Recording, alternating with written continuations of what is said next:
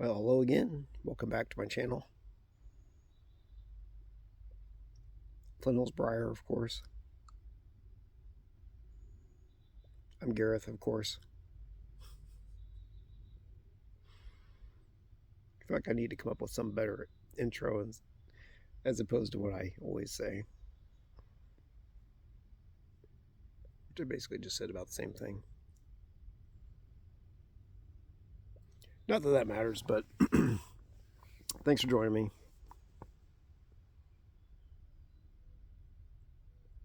Today I'm coming to you from my camp in the Flint Hills of Kansas.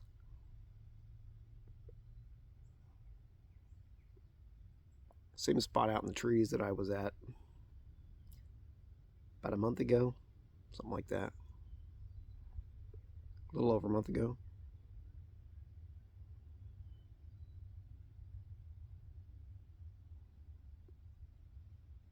And yeah, some places in Kansas have trees, in certain spots anyway.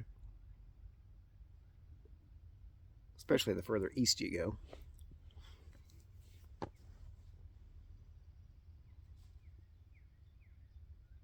Yeah, just enjoying a good lazy camping weekend.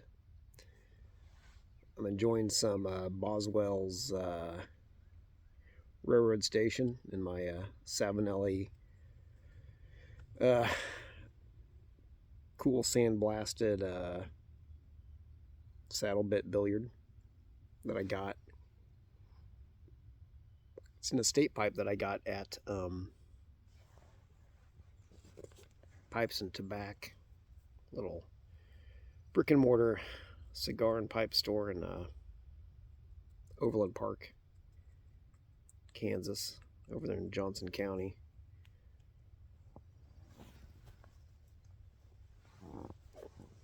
Some Kansans, a lot of Kansans know what Johnson County is. People outside of Kansas obviously wouldn't have a clue.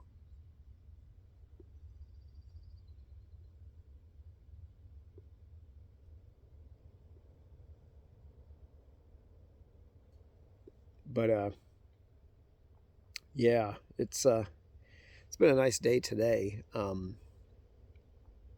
Temperatures, I think it's about 65 roughly now. Had some clouds, some sun. It was actually warmer last night when I got out here. It was in at least it started out in the 70s and kind of slowly dropped from there. But last night at about 3 a.m., a thunderstorm rolled in.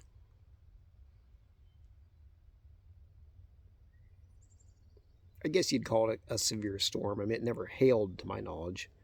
But it did rain quite a bit as the storm was coming through, and the wind really picked up. You could really hear the wind blowing through the trees through here. I'd be interested to know how high the wind speeds were, but it's probably something I'll never know. But it was really tearing through. And I'm just camped with my hammock set up. So it's a hammock strung between two trees and then a tarp over it. And I pitched the tarp so it was lowered down over me to provide more protection from the wind-driven rain. And one of the trees that my hammock is attached to is a big cedar tree, which I doubt moved all that much, especially where I was anchored to it. The other tree is it's like an elm tree or something, and it's not that tall of a tree, but one of the trees, when the big wind bursts came through, you could really feel from the hammock that one of the trees it was attached to was moving a bit, enough that you could feel it anyway. And I'm assuming it's that elm tree that was moving. And when I look at it, it's not that tall. It doesn't, I mean, yeah, the top of it's kind of the top of the tree canopy, but I'm surprised that I don't know. The movement just tells me that if that tree was moving that much, that the wind speeds were pretty up there.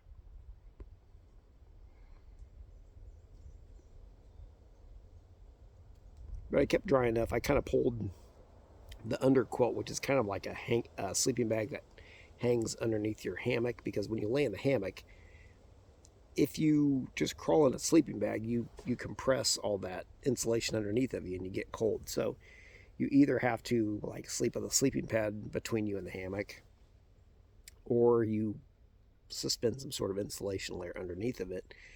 And the under quilt I have is basically like a down sleeping bag, but it's treated. It's supposed to be somewhat water resistant. So once that weather rolled in, I just kind of like pulled it up around me to kind of, if anything was going to get wet, I wanted the outside of the under hammock to under quilt to get wet.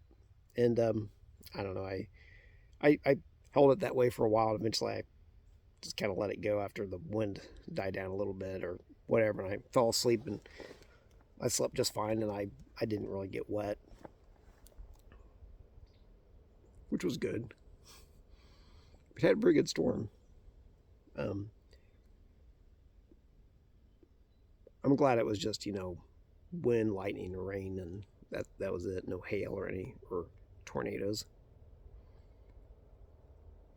And speaking of tornadoes, unfortunately, a little bit less than a week ago, it must have been like Monday or Tuesday, in the county that I'm in, Pottawatomie County, not too far away from here. There's the county seat is Westmoreland, and Westmoreland is not too far south of the place where I camp a lot in the winter.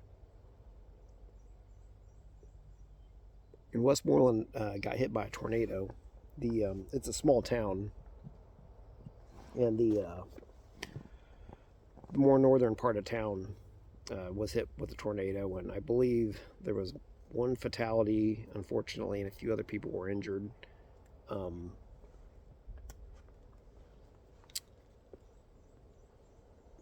So yeah, within the week there was serious tornado problems here.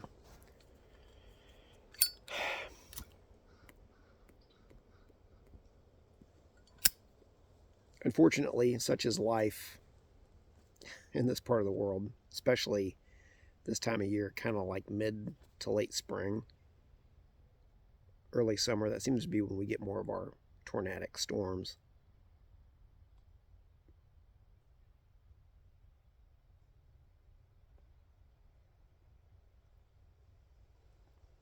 But knowing that it was going to rain and all that, I brought a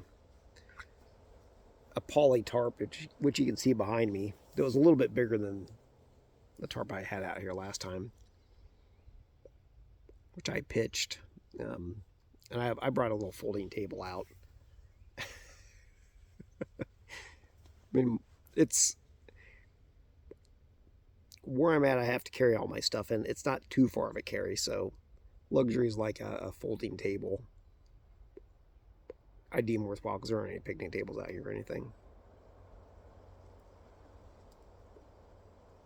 But last night before I went to sleep, I had pitched the tarp, or back in the Boy Scout days we would call it a dining fly, although it's a little bit small for a dining fly. But over the table, I knew the wind was mostly supposedly going to come from the west, so I moved the table a little bit towards the east side, so it had more tarp hopefully covering it from the way the wind was going to drive the rain.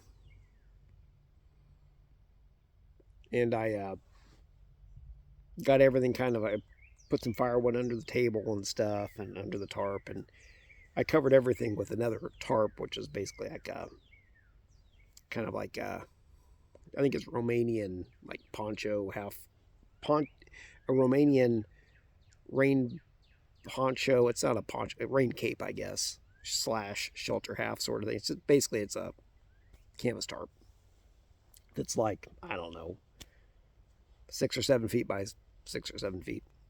I laid that over the top of everything, and I have cord cords off of the four corners. So I anchored each of those down just like the table legs, just so it wouldn't blow away. And last night when I heard that the wind blowing, at some point in time I heard a sound which I feared was the sound of my dining fly tarp being blown away or whatever, blown down, something like that, it coming loose or whatever. Although I really couldn't see it too well from where I was at. I didn't turn on my light and shine it. I was only like, oh, I don't know, 15 feet away, something like that, but couldn't really see it. But anyway, in the morning, I was surprised that the tarp, I tightened up the guy lines a little bit again, but the tarp was just fine. The tarp that I laid over everything was still in place, and everything underneath was pretty well dry. So I'd call that a success, because it was a pretty nasty storm there. Although fortunately, I think it was fairly short-lived.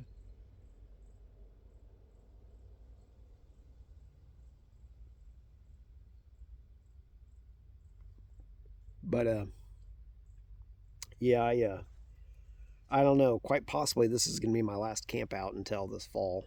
I guess we'll see. If there's some weekend where it's going to be really nice or something, as in like unseasonably cool in the summer, I might consider coming out, but otherwise I probably won't. I don't really like camping in the heat, and the bugs, the ticks are out already. They were out last time I went camping, which was like 3 weeks ago. They're out again today. I'm not camped too far from where I was 3 weeks ago. And I've already pulled off and killed like 4 or 5, maybe 6 ticks that were crawling up my leg.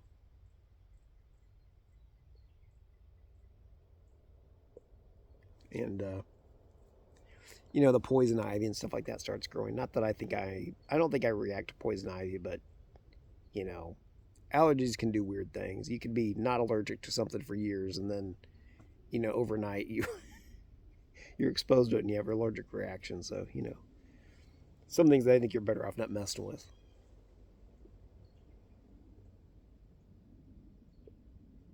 Yeah, just being out and when it's hot and humid and the bugs are out, the ticks, the mosquitoes, whatever.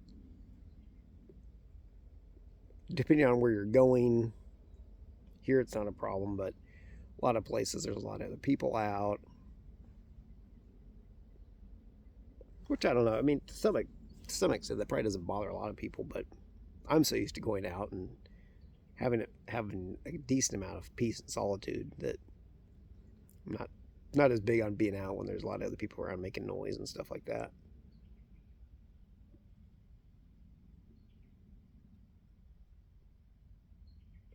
Heard a lot of deer last night out snorting as I kind of spooked him and that sort of thing. And oh yeah, one of the reasons I wanted to come out this time of year to this spot was to hear the whippoorwills calling. And last night I heard them calling somewhat around sunset. So I'm going to go out and make a point tonight of going out and just walking around a little bit and trying to hear the whippoorwills calling in the trees.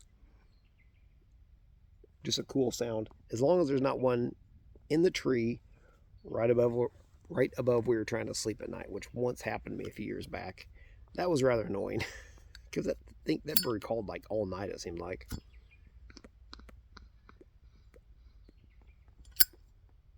Like 20 feet up the tree, if even that high, above where I was trying to sleep.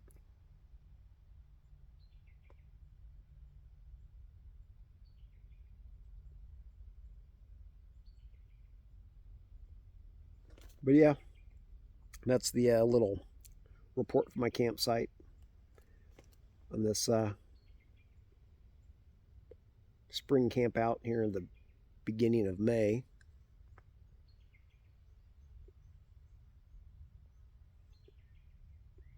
Just a good weekend to hang out and camp, walk around a little bit, listen to the whippoorwills, listen to the deer snort in the dark, and enjoy, of course, some pipes with some good tobacco. I really like this railroad station. Some good stuff.